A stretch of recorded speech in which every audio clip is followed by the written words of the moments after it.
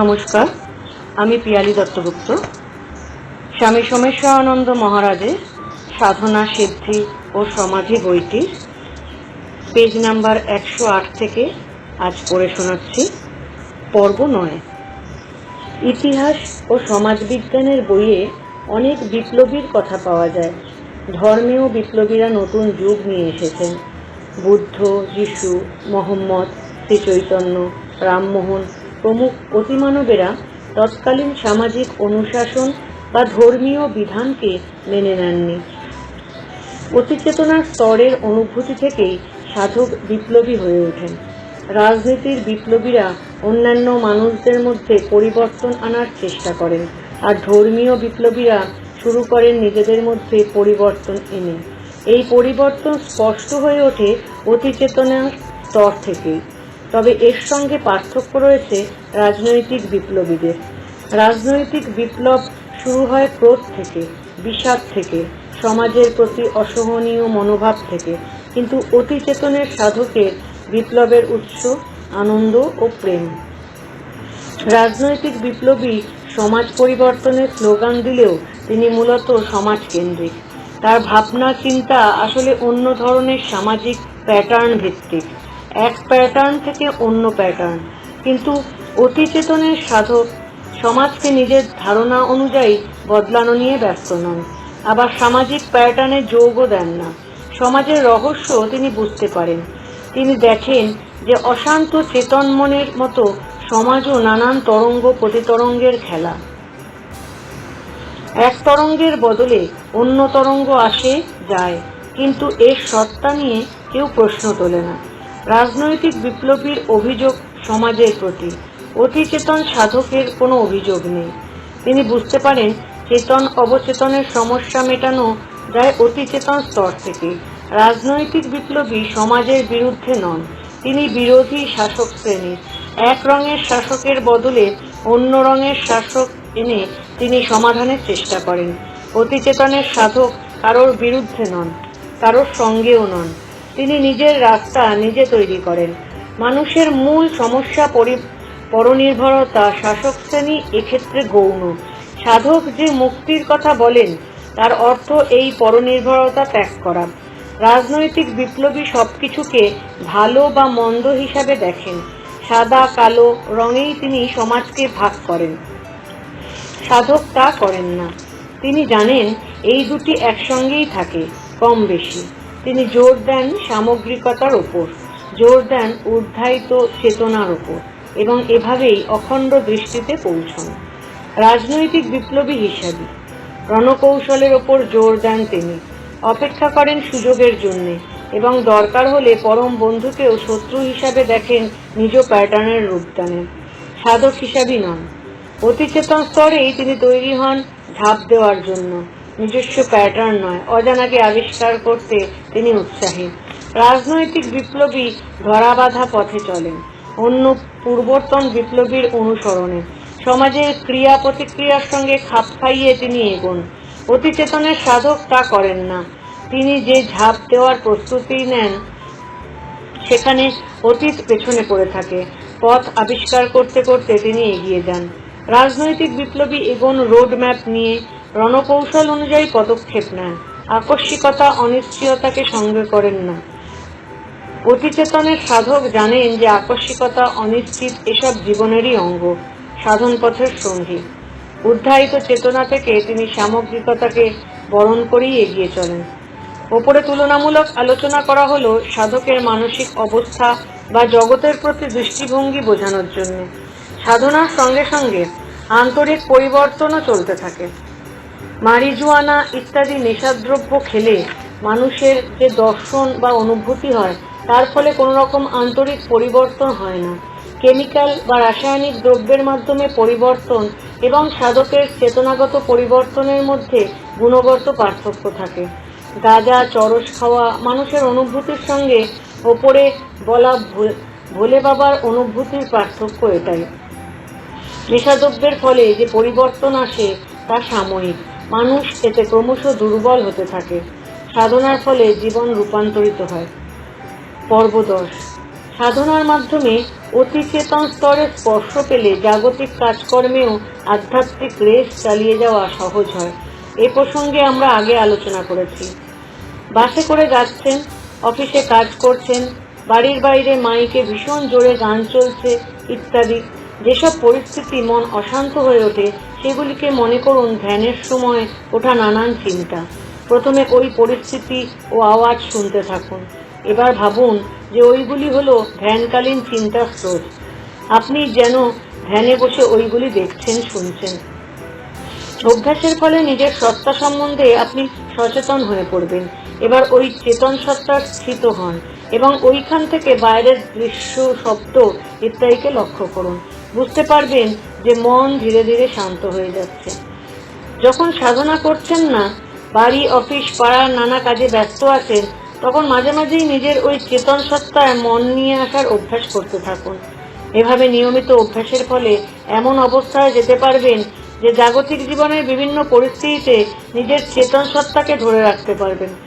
নানান কাজকর্মে নিজের ইচ্ছামতো এই সত্তা সম্বন্ধে সচেতন হয়ে ওঠার ক্ষমতা অর্জন করলেই জীবনটা সহজ হয়ে আসবে।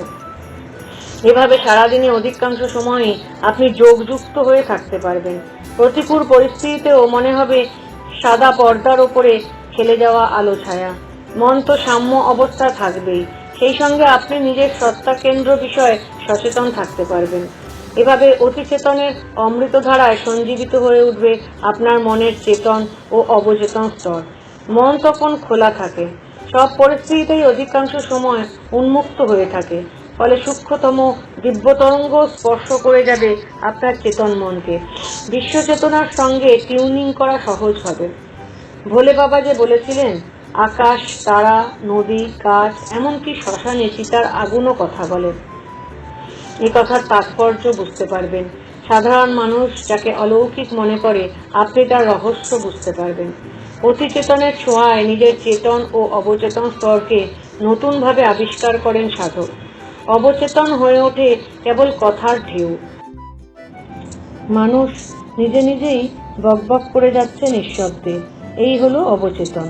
এবং এই বকবকানি চলছে অসংলগ্নভাবে।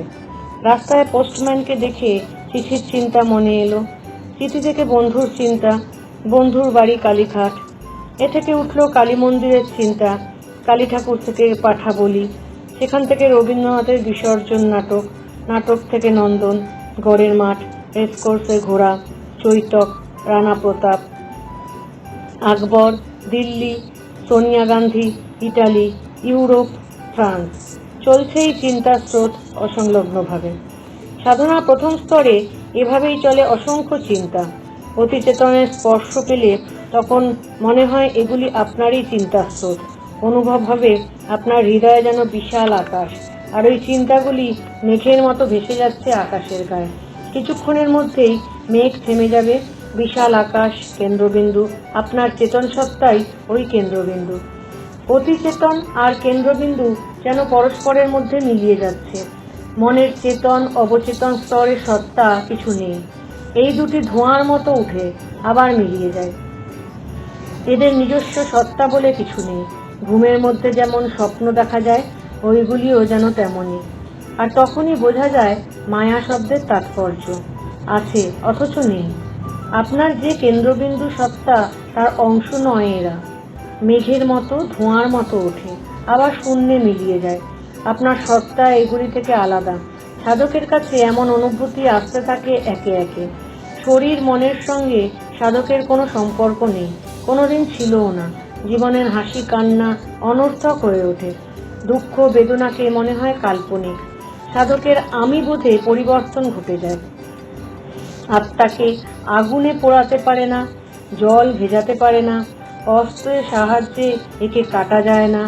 অতিচেতনের কেন্দ্রবিন্দু সত্তাকে এমনই মনে হয়। আগে যেসব কথা শুনে বা পড়ে অবিশ্বাস্য মনে হতো, এখন আর সেগুলিকে কাল্পনিক মনে হয় না। জানা বোঝার দিগন্ত তখন অনেক বেড়ে যায়। চেতনা তখন যেন অন্ধকারে সার্চলাইটের আলো ফেলে সূক্ষ্ম বিষয়গুলিকে দেখতে পারে। সাধক বুঝতে পারেন সাধারণ মানুষের কাছে এগুলি অধরা, অজানা, কাল্পনিক বা রহস্যময়। কারণ ইন্দ্রিয়গুলি তাদের সীমাবদ্ধতার জন্য পর্দার অন্য প্রান্তের কোনো হদিশ পায় না, জানতে পারে না। পর্ব 11। মনের চেতন স্তরকে শান্ত করে সাধক যখন অবচেতনের গভীরে ঢোকেন, কতগুলি বিষয়ে তিনি বিভ্রান্তি অনুভব করেন। সাধন জীবন ও জাগতিক জীবনের মধ্যে সামঞ্জস্য বজায় রাখতে অসুবিধা হয় তার। এ কথা আগেই আলোচনা করেছি আমরা। অবচেতন স্তরের গভীরে যেসব দর্শন অনুভূতি হতে থাকে, সেসব নিয়ে আসে নতুন জগতের খবর। সাধক বুঝতে পারেন যেগুলি সূক্ষ্ম ও বেশি আনন্দদায়ক। অনেকক্ষণ সাধনে বসে তিনি এই আনন্দ জগতে থাকতে চান। সাধন থেকে উঠে জাগতিক জীবনের গতানুগতিকতায় তার কষ্ট হয়। দৈনন্দিন জগতের দ্বন্দ্ব সংঘর্ষ তাকে বিরক্ত করে। তিনি সাধন জগৎকে নিয়েই থাকতে চান, কিন্তু তার মনে হয় সাধনা নিশ্চিন্তে তখনই করা যায় যখন দৈনন্দিন জীবনে শান্তি থাকে, সামঞ্জস্য থাকে। প্রতিদিনের জাগতিক জীবনই যে তার ভিত্তি বা শিকড়, যার উপর নির্ভর করছে তার সাধন জগতের দর্শন অনুভূতি। অতিচেতনের ছোঁয়ায় সাধকের এই ধারণাই বদলে যায়। তিনি বুঝতে পারেন যে এটাই শক্তির উৎস। অবচেতন স্তর এরই ছোঁয়ায় শক্তিশালী হয়।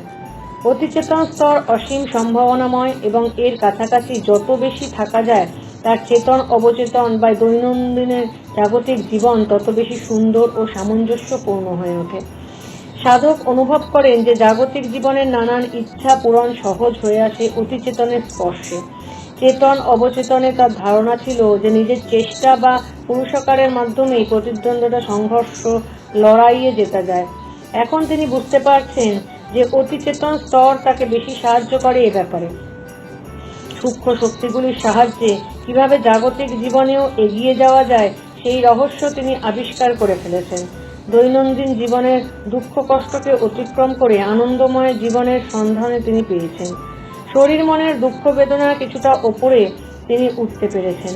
আনন্দময় এক নতুন জীবনযাপন করা সহজ হয়ে এসেছে তার কাছে। সাধারণ সাধক কি করেন? জাগতিক জীবনকে মূল ভিত্তি করে তিনি সাধন জীবনে এগিয়ে যাওয়ার চেষ্টা করেন। আর অতিচেতনের স্পর্শ যিনি পেয়েছেন, সেই সাধক কি করেন?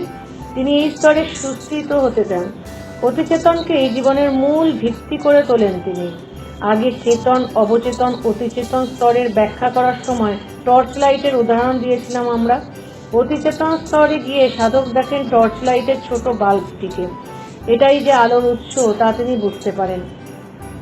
এভাবেই নিজের জীবনের পরিচালিকা শক্তি যে অতিচেতন স্তর থেকেই আসছে, এটা অনুভব করে তিনি উৎসের ওপর বেশি জোর দেন। ফলে তার শক্তির সম্ভাবনাও বেড়ে যায় অনেক। কোষাগারের সন্ধান পেয়ে যান যে তিনি। গভীর স্তরের এই শক্তিকে বাড়ান তিনি, শক্তি সম্ভাবনাকেও খুলে দেন। এই উৎস রহস্যময় থেকে যায় সাধারণ মানুষের কাছে, কারণ বুদ্ধি দিয়ে একে ব্যাখ্যা করা যায় না, কোনো আকার রূপ দিয়ে একে দেখানো যায় না। প্রেম, করুণা, সৌন্দর্য, প্রশান্তি ইত্যাদির মতো একে অনুভব করতে হয়। বিভিন্ন শক্তি চক্রকে জাগরিত করে যোগী নিজের সূক্ষ্ম শক্তিগুলিকে অনুভব করেন। তেমনি ভক্ত আবিষ্কার করেন বাইরের প্রকৃতির নানা সূক্ষ্ম শক্তিগুলিকে। তান্ত্রিক যে ডাকিনী, যোগিনী, যক্ষিণী ইত্যাদি নামে বর্ণনা করেছেন, বৈষ্ণবেরা যাকে অপ্রাকৃত লীলা বলেছেন, এবং আরও উপরে উঠে তান্ত্রিকদের দশমহাবিদ্যা বা বৈষ্ণবদের অষ্টসখী, সূক্ষ্ম ও সূক্ষ্মতর শক্তি সমূহেরই উল্লেখ। যোগী তার অন্তরের সূক্ষ্ম শক্তিকে অনুভব করেন, তান্ত্রিকের কাছে উদ্ভাসিত হয় বাইরের মহাপ্রকৃতির সূক্ষ্ম শক্তিগুলি। ভক্ত ও জ্ঞানমার্গী সাধক বিশেষ উৎসাহিত নন সূক্ষ্ম শক্তির বিষয়ে, তবে জ্ঞানী যেখানে চিদমাত্র বোধে স্থিত হন। ভক্ত ভালোবাসেন দিব্যলীলা। উৎস সত্তাকে ভক্ত বলেন তুমি জ্ঞানী, বলেন আমি। তুমি জ্ঞানী, বলেন আমি। শব্দের পার্থক্য মাত্র, সত্তায় পার্থক্য নেই। মা যেমন গভীর ভালোবাসায় সন্তানের সঙ্গে একাত্ম অনুভব করেন, ঈশ্বর প্রেমের তীব্রতা ভক্তও তেমনি ঈশ্বরের সঙ্গে একাত্ম হয়ে যান নিজের অহংকে বিলীন করে দিয়ে। নদীর জল ও সাগরের জল একই সত্তা, H2O, পার্থক্য নাম ও রূপে। নদী যখন সাগরে মেশে নিজের ক্ষুদ্র অহং, নাম, রূপ বিসর্জন দিয়ে সাগরের সত্তায় মিলিয়ে দেয়। যোগী এবং অন্তর্প্রকৃতির রহস্য ভেদ করতে করতে তান্ত্রিক সাধনা করেন বাইরের প্রকৃতি জননী। দুজনের সাধন পথে অনুভব করেন যে বাইরের ও ভেতরের প্রকৃতি আলাদা নয়, একই সত্তার দুই রূপ। হিন্দুরা সবকিছুর পুজো করে, গাছ, নদী, পাথর, সূর্য, পাহাড়। এর তাৎপর্য কি? ভগবান সর্বত্র আছেন, দিব্য চেতনারই প্রকাশ সর্বত্র। সাধক যখন অতিচেতনের স্পর্শ পান তখন তিনি নিজের মধ্যেই দিব্য চেতনাকে খুঁজে পান। অতিচেতনা স্থিত হয়ে পরবর্তী স্তরে বিশ্বমনে প্রবেশ করে যখন তিনি ফিরে আসেন জাগতিক ক্ষেত্রে, দেখতে পান, অনুভব করেন যে সর্বত্র সেই দিব্য চেতনারই প্রকাশ। অতিচেতনের যতই কাছাকাছি যান সাধক বুঝতে পারেন যে তার বাইরেও এক শক্তি আছে যা তাকে সাহায্য করছে সাধন পথে। আরও একটু এগিয়ে অনুভব করেন ওই দিব্য শক্তিই খেলা করে যাচ্ছে, আর সাধক তার দ্রষ্টা মাত্র। টিভির সামনে বসে আপনি যেমন সিরিয়াল দেখেন, সাধক তেমনি দেখেন জীবজগতের খেলা। ধীরে ধীরে তার দেহ মনও এরকম সিনেমা হয়ে ওঠে। চেতন, অবচেতন, অতিচেতন স্তরগুলি ভারত পাকিস্তানের মতো সীমানা চিহ্নিত নয়। সেখানে সরাসরি কোনো বর্ডার লাইন নেই। আপনি এই বইটি পড়ছেন আপনার মনের চেতন স্তর দিয়ে। শুয়ে শুয়ে বই পড়ছেন, কিছুক্ষণ পর একটু ঘুম ঘুম লাগছে আপনার, অর্থাৎ চেতন স্তর কাজ করছে ঠিকই, তবে আপনার সত্তা পুরোপুরি চেতন সত্তায় নেই। চেতন থেকে অবচেতন স্তরের দিকে আপনি যাচ্ছেন। আগে যদি চেতন 90% থাকতো, এখন 70%। ওদিকে অবচেতন 10% থেকে বেড়ে হয়েছে 70% হয়েছে। ঘুম ঘুম আরও বাড়লে চেতন 50%-এ এলো, ধীরে ধীরে আরও কমে অবচেতন 60 বেড়ে গেল। অর্থাৎ চেতন থেকে অবচেতন এবং সেখান থেকে অতিচেতনে যান সাধক। ঘুমের মধ্যে আপনি অবচেতনে যান অজান্তে, আর সাধনার সময় যান নিজের চেষ্টায় সজ্ঞানে। আসলে নিজের সত্তাকে আপনি কখনো দেখেছেন চেতন স্তরের মধ্য দিয়ে, কখনো অবচেতন ও পরে অতিচেতনের মাধ্যমে। বোধরূপ সত্তাকে আপনি মিলিয়ে দিচ্ছেন এই স্তরগুলির মাধ্যমে। যেমন টর্চ লাইটের আলোকে আপনি রঙিন লেন্সের মাধ্যমে দেখছেন, পরে সরাসরি ছোট লাইটকে। সাধন পথে এগুলি স্পষ্টভাবে বোঝা যায়। এই অনুভূতি না হলে শুধু শুনে বা পড়ে বিষয়টি বোঝা কষ্ট। চেতন থেকে অতিচেতনে যেতে নিজস্ব সত্তা যেন পরিশোধিত হচ্ছে। এক একটা করে মুখোশ খুলে ফেলে নিজের প্রকৃত মুখ দেখার চেষ্টা করছেন সাধক।